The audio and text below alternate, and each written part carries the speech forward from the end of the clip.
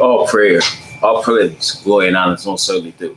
To the Most High, the God of Patriarchs, Abraham, Isaac, and Jacob, peace to you in the name of His Son. I count it truly a blessing each and every single time that I can come before you the Word of God, and never do I count it as a light thing.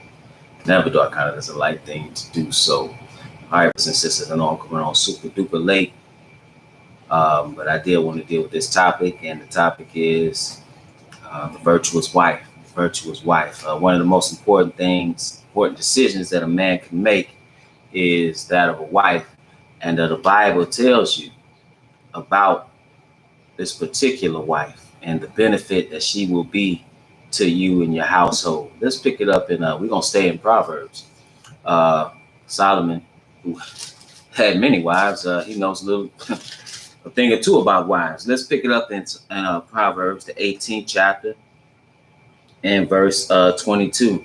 This is something that's often quoted, but not necessarily understood. It reads as follows. Proverbs 18 and 22 reads, "Whoso findeth the wife findeth the good thing." Again, whoso findeth the wife findeth the good thing and obtaineth favor of the Lord. But we should understand that it's not just any wife, okay? It's not just because you get married to anybody all of a sudden, oh, you got a good thing. You could have a bad thing. You could have something that you don't want, or you will regret that you had. Let's go right into the 19th chapter and see what kind of wife. Okay. Proverbs, the 19th chapter, and verse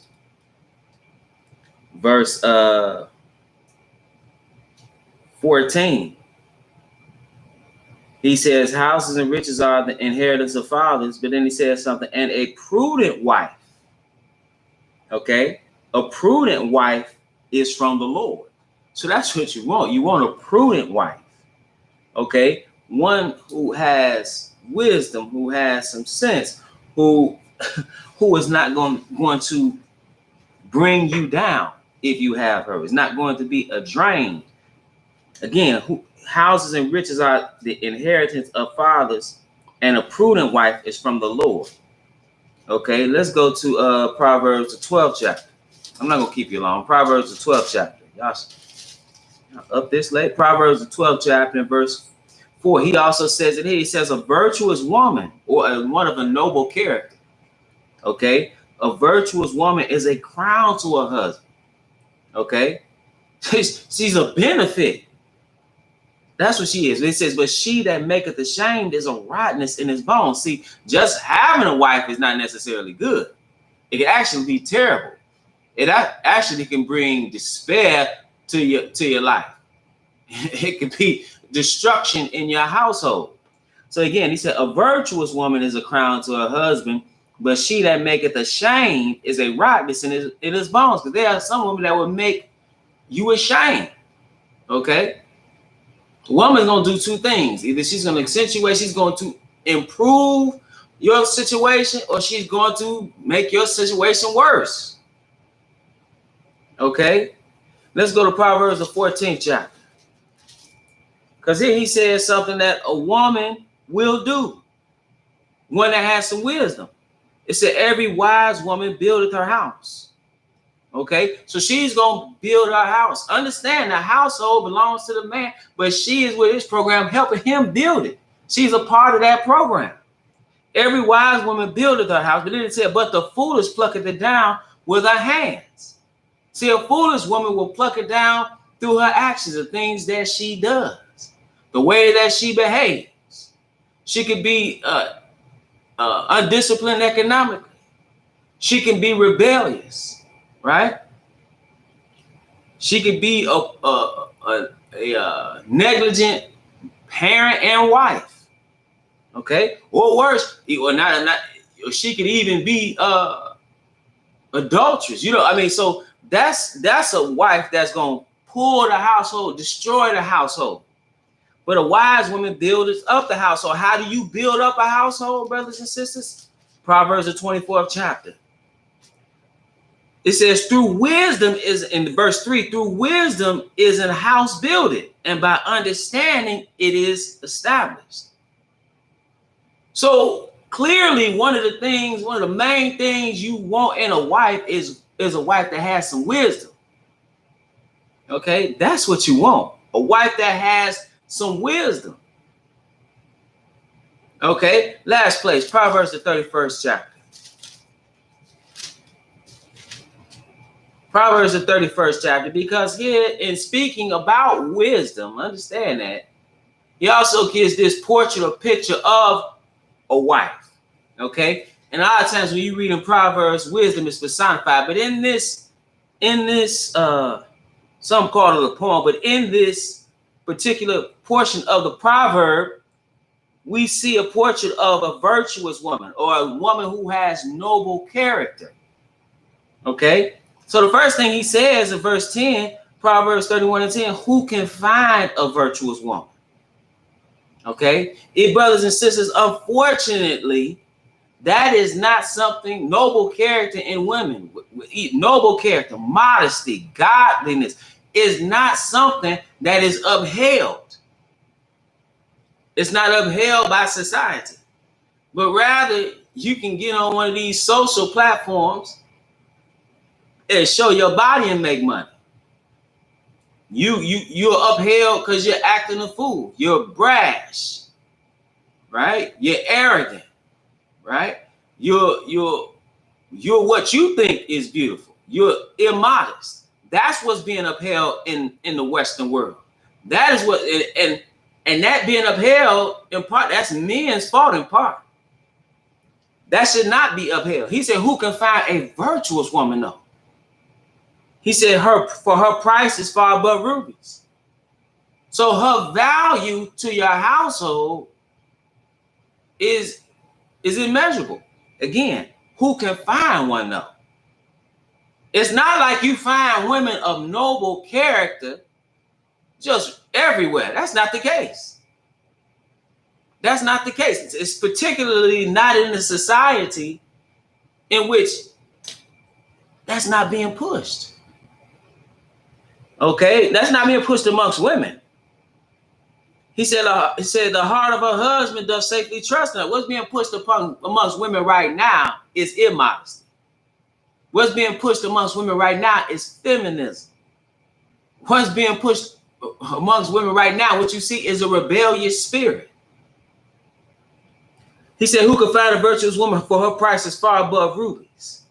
The heart of her husband does safely trust in her, so that he shall have no need of spoil. See, when you have a virtuous woman, a woman of good character, you can trust in that she's not going to bring you shame or do anything to make you ashamed.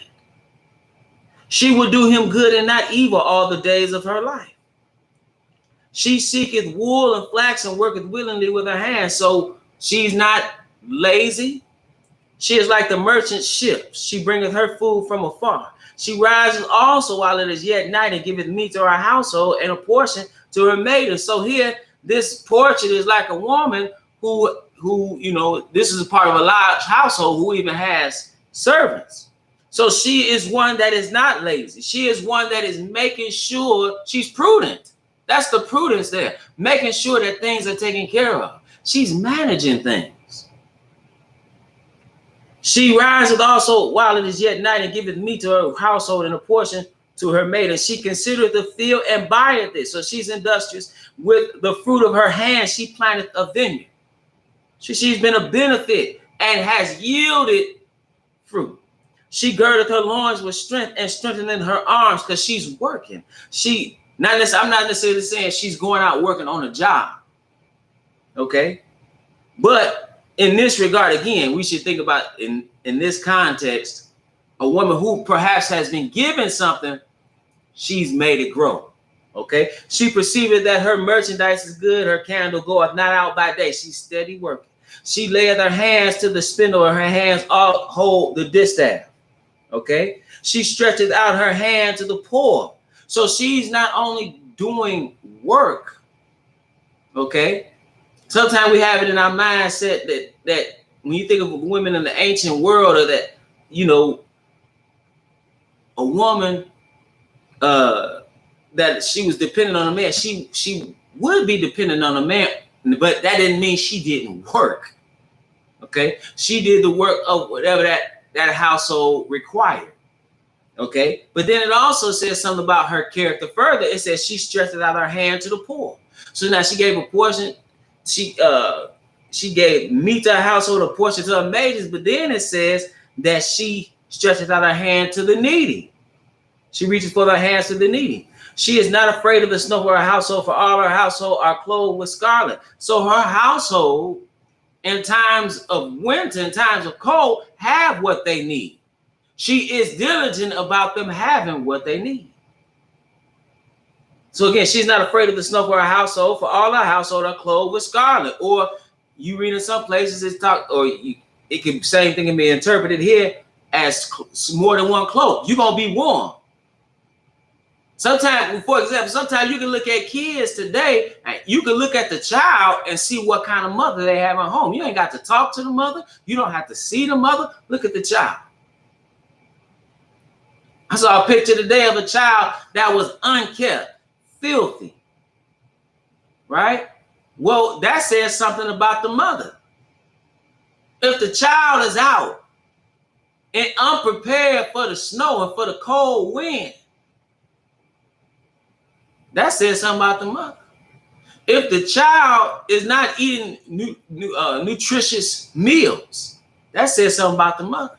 If the child is just not kept properly and not cared for properly, you don't have to see the mother to know there's something wrong with the mother. So it says she is not afraid of the snow for her household, for all her household are clothed with scarlet. She maketh herself coverings of tapestry, her clothing is silk and purple.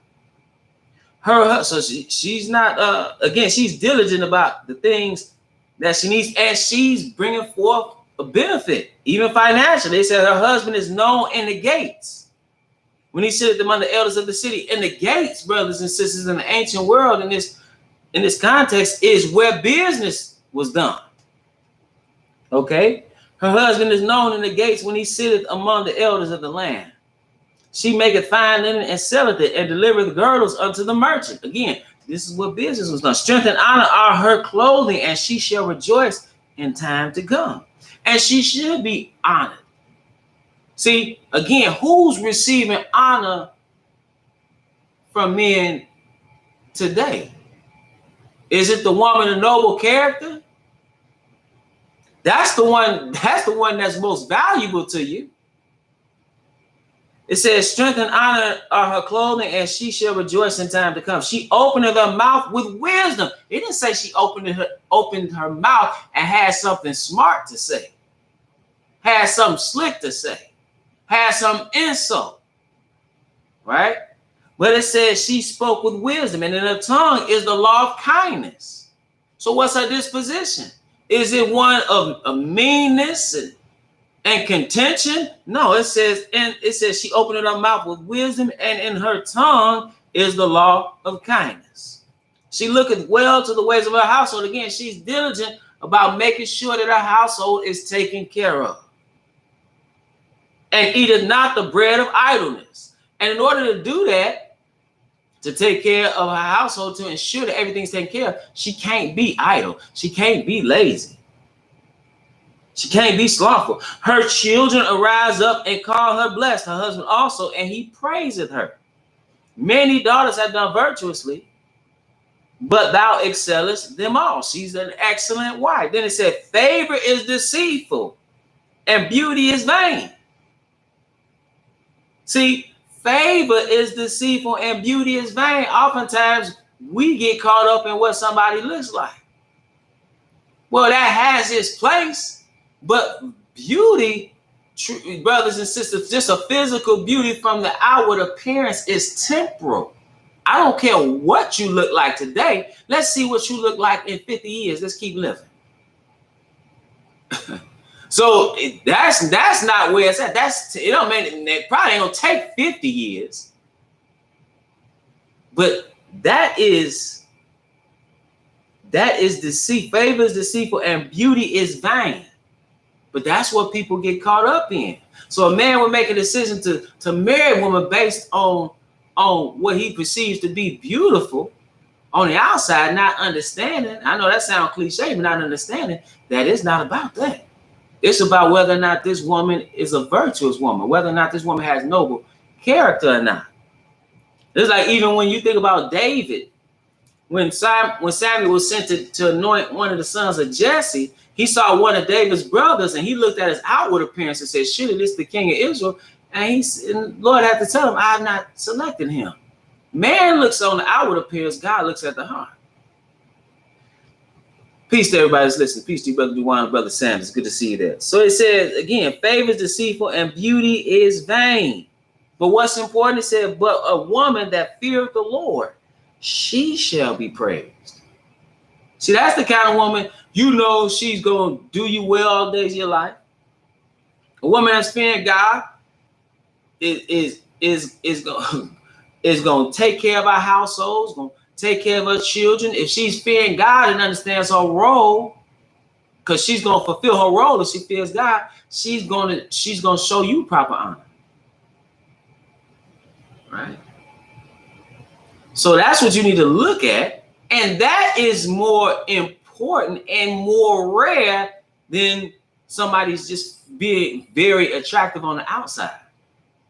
Unfortunately, and I'm going to end soon, but unfortunately, in the Western world, that's not being upheld because character is not something that is really being pushed. Moral values is not something that's being pushed. Look at our women. Our women walking around literally in what would equate to underwear. And it's normal. It's normalized. Again, favor is deceitful and beauty is vain. A lot of times they push amongst females, oh, you look this way, you look that at a young age. And so what happens is that the young girl is taught, oh, I don't have to do this because I look good. I don't.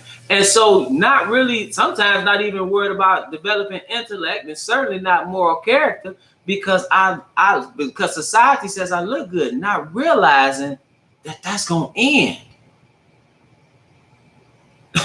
Not realizing that that's going to end. So then what? So what should you be developing? Moral character, bringing true value, and that's another thing about it. See, when you do that, a wise man, a righteous man will acknowledge that and notice that. See, for a straight up righteous brother, righteous man, he's looking at that first.